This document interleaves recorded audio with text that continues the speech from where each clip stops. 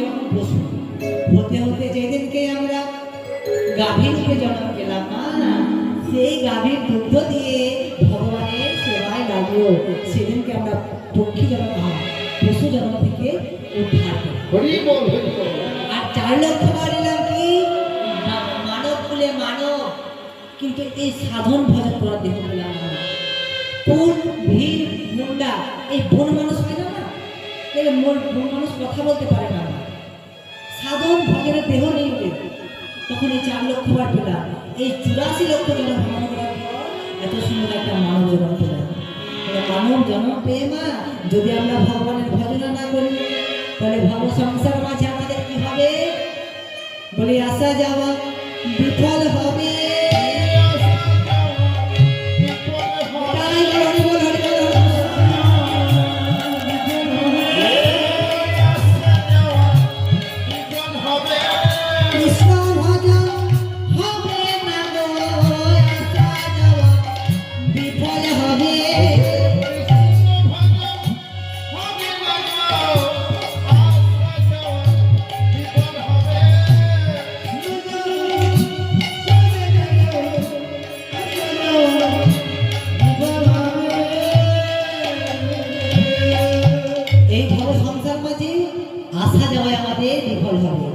তাই বৃন্দাবনের পশু তাই মনুষ্য কুলে জন্ম নিয়ে মা ভগবানের সেবা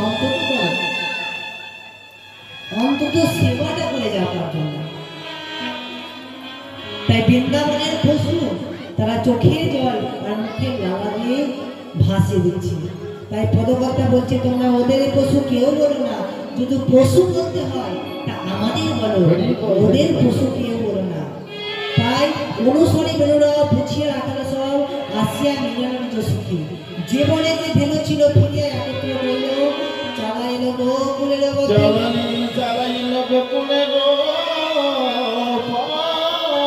তাই কেমন ভাবে যাচ্ছে সে কান্তি হলো আগে থাকে বলো না।